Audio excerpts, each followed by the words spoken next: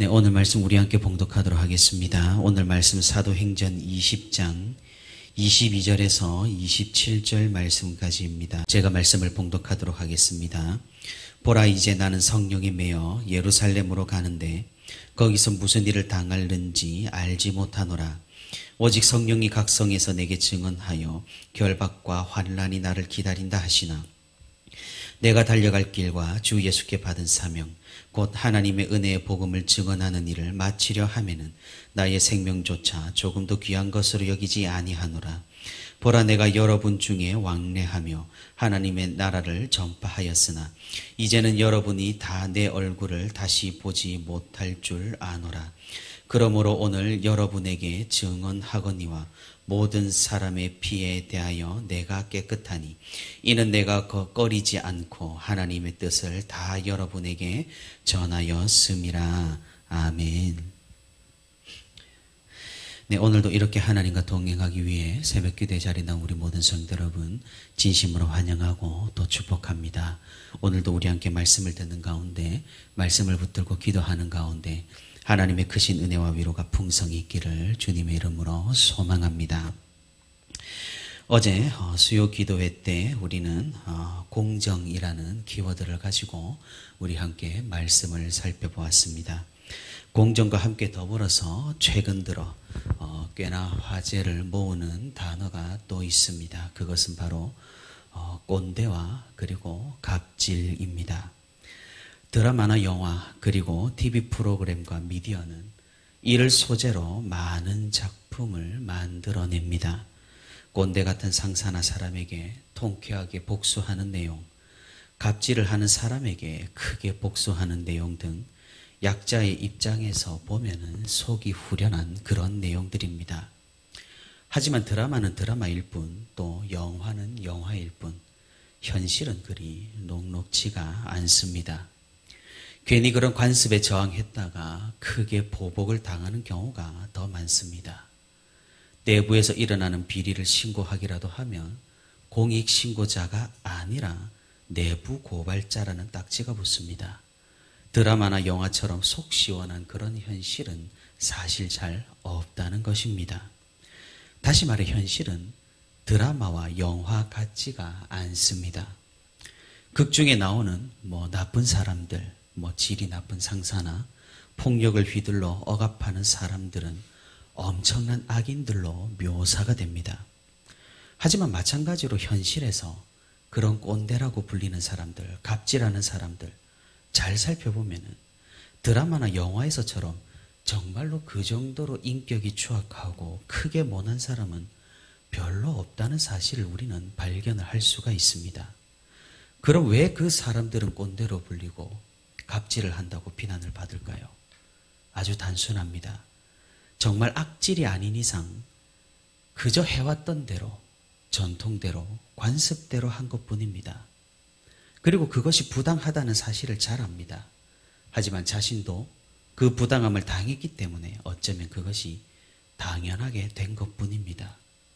이토록 좋지 않는 정통, 악습은 우리 사회와 공동체의 치명적인 단점으로 작용을 하게 됩니다. 이런 것들은 어느 공동체에서나 마찬가지입니다. 국가도 그렇고 기업도 그렇습니다. 하다못해 취미로 모이는 동아리에서도 그렇습니다. 그리고 교회에서도 마찬가지입니다. 좋은 전통이라고 여겨졌던 것들도 시대가 지나고 바뀌면은 관습이 되고 악습이 되기도 합니다. 해왔던 대로 하던 그 모습, 사실 모두가 그러하기 때문에 무감각하고 모두가 그러하기 때문에 죄로 여겨지지 않기도 하는 것입니다. 이것은 사실 굉장히 큰 문제입니다. 그리고 우리가 매우 심각히 고민하고 깊이 생각을 해봐야 하는 문제입니다. 세상은 이미 죄악으로 가득 차 있다는 사실을 우리는 기억해야 합니다. 그러니 세상에서 죄는 이미 죄가 아닙니다. 죄가 일상이니 죄가 일반입니다. 죄가 관습으로 내려오고 죄가 전통이라는 이름으로 답습됩니다. 우리가 말씀으로 깨어있지 않고 성령으로 충만하지 않다면 우리는 아무런 비판과 아무런 생각 없이 그냥 세상을 따라가 버립니다. 우리 양심은 우리에게 소리치겠지요. 죄를 짓지 말고 말씀대로 살라고 말입니다. 하지만 이것이 반복될수록 이 양심의 소리는 점차 작아지고 우리의 찔림은 무뎌집니다. 그렇게 우리는 그리스도인이 아닌 그리스도인이 되어버리는 것입니다. 이것을 깨어버리기 위해서는 굉장한 용기가 필요합니다. 그리고 또 정말로 큰 힘도 필요합니다. 사실 우리 개인이 할 수 있는 일은 거의 없는 것 같아 보입니다. 계란으로 바위치기인 경우가 많습니다. 그러니 드라마나 영화의 픽션으로 거대한 악습의 기업을 무너뜨리는 통쾌한 이야기를 사람들이 즐기는 것입니다. 그만큼 현실의 벽이 높기 때문이겠죠. 그래서 우리는 주로 수능을 하며 살아갑니다. 갈등과 분쟁은 불편하니 각자 자기의 것에 피해가 없는 이상 방관하며 사는 것이 일반적입니다. 사도 바울도 그럴 수가 있었습니다. 예수님도 그럴 수가 있었고요. 구약의 많은 선지자들도 그럴 수 있었습니다. 신약의 사도들도 그럴 수 있었습니다. 다윗이 범죄한 사실을 다윗 앞에서 고발한 나단 선지자도 그럴 수가 있었습니다. 하지만 하나님과 함께한 믿음의 사람들은 그러지를 않았습니다. 이들은 수능을 거부하고 관습을 깨어버렸으며 하나님의 복음과 하나님의 일과 하나님의 역사를 위해 과감하게 자신의 생명을 던졌습니다. 그리고 이들의 사역으로 역사는 바뀌었고 하나님의 나라가 확장되었으며 예수 그리스도로 말미암아 우리는 구원을 얻을 수 있게 되었습니다. 예수님이 하나님의 아들이란 사실을 너무나 깊게 묵상하여서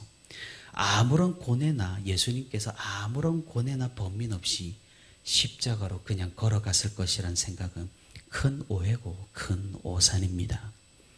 예수님께서도 아담과 같이 십자가의 길을 가지 않으셨을 수도 있습니다. 그냥 아담과 같이 선악과를 먹고 사단의 시험에 무너졌을 수도 있습니다. 물론 하나님 본인이시니 말이 되지는 않겠지만 예수님께는 인성도 있으셨기 때문에 그런 유혹과 번뇌가 없었던 것은 아니라는 말입니다. 하지만 그분께서는 끝까지 그 좁은 길을 걸으셨고 자신이 핍박받고 비판받고 고난을 당하는 그 십자가의 길로 걸어가셨습니다. 그 때문에 우리는 그 십자가의 힘을 입어 죄사함을 받고 용서함을 받을 수 있게 된 것입니다. 오늘 우리가 함께 읽은 본문은 사도 바울이 앞으로 어떠한 길을 걸어갈 것인지를 우리에게 보여주는 본문입니다. 여전히 지금 이 상황은 밀레도에서 에베소 교회 장로들을 불러 마지막으로 고별 설교를 하는 장면입니다. 오늘 본문 25절의 사도 바울은 이제 다시 얼굴을 보지 못할 것이라고 말하고 있습니다. 여기에 있는 장로들은 모두 바울에게서 복음을 듣고 회심한 사람들입니다. 이들은 복음을 아주 순조롭게 받아들였고 그리고 이 복음을 위해 열심을 낸 사람들입니다. 반면에 바울이 전한 복음에 크게 반발하는 사람들도 분명히 있었습니다. 특별히 강팍한 유대인들이 그러했습니다. 이 유대인들은 한편으로는 바울의 뒤를 끈질기게 쫓으며 또 다른 한편으로는 예루살렘에 가서 바울의 만행을 고발하여 선동을 했던 겁니다. 사도 바울도 이 상황과 이 기류를 충분히 알고 있었습니다.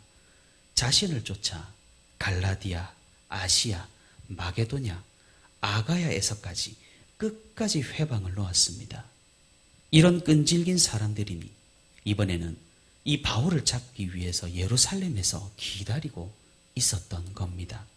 이런 상황에서 바울은 에베소 장로들 앞에서 마지막 설교를 하며 자신의 운명을 이야기하고 있는 것입니다.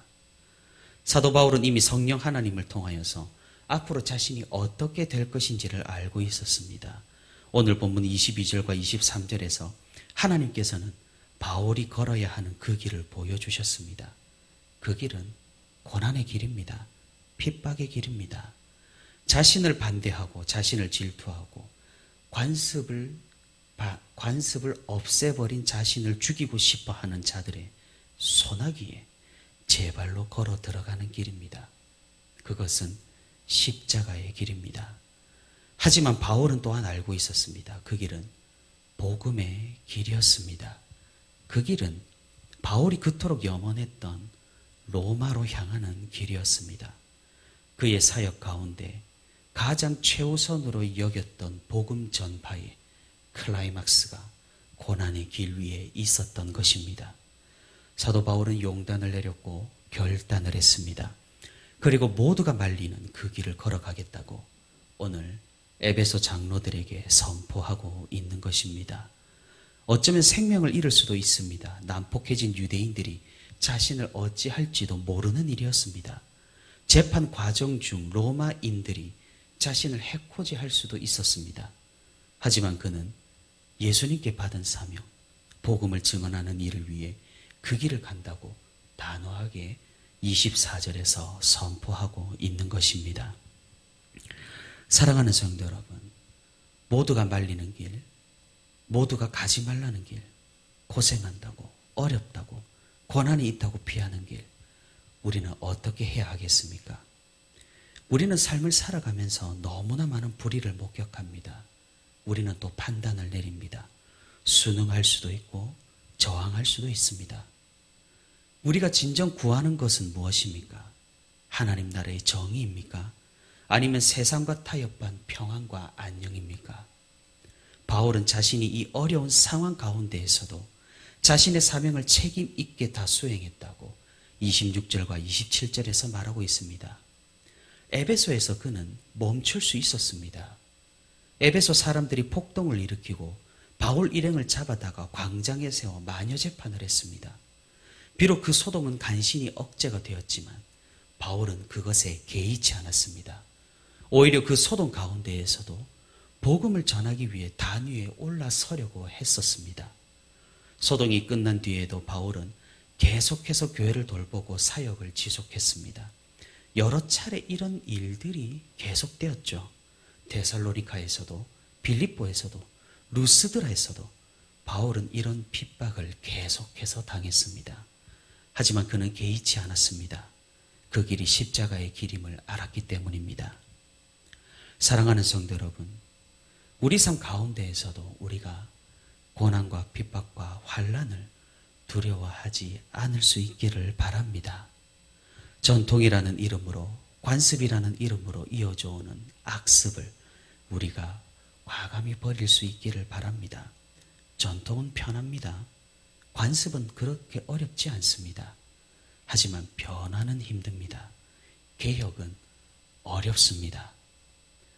우리는 개혁교회입니다. 개혁이 끝난 교회가 아니라 계속해서 개혁해 나가는 교회란 의미입니다.